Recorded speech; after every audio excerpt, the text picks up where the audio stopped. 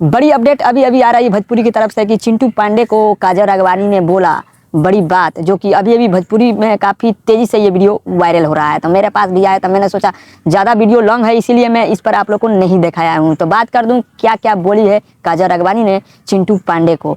तो एक live video जो कि तेज़ी से सोशल मीडिया पर वायरल हो रहा है, चिंटू पांडे का इंटरव्यू जिसमें खेसारी लाल यादव का टारगेट बनाया चिंटू पांडे। तो उस बात को लेकर कि भोजपुरी में कंट्रोवर्सी ना फैलाए, इस बात को लेकर काजल राघवानी ने चिंटू पांडे को बोला और वो भी कमेंट कर इंस्टाग्राम पर उसने ये बात भी लिखी कि भोजपुरी में ज़्यादा विवाद ना करे, अच्छे अच्छे भोजपुरी में कंटेंट लाए कि ज़्यादा से ज़्यादा हम लोग को ऑडियंस पसंद करे। तो ऐसा बात ना करे, इंटरव्यू में ऐसा बात ना बोले किसी भी स्टार को।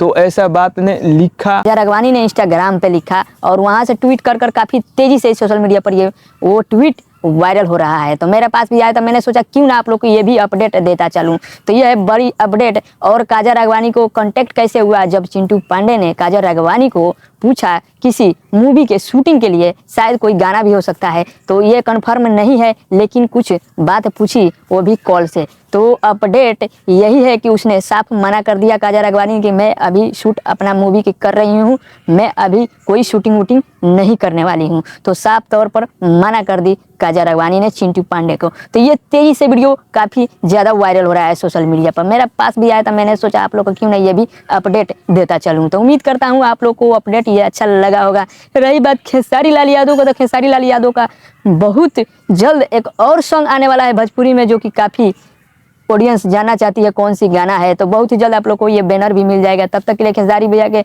और दो सॉन्ग अपलोड हुए हैं, वो जाकर सॉन्ग देखिए। और गाना बहुत ही जल्द खेसारी भैया के एक और आने वाला। तब तक के लिए इंतजार करिए। अपडेट अच्छा लगे तो वीडियो को लाइक मारे, चैनल पर नए हैं तो चैनल को सब्सक्राइब कर ले कि भोजपुरी से अपडेट मैं लाता रहता हूँ।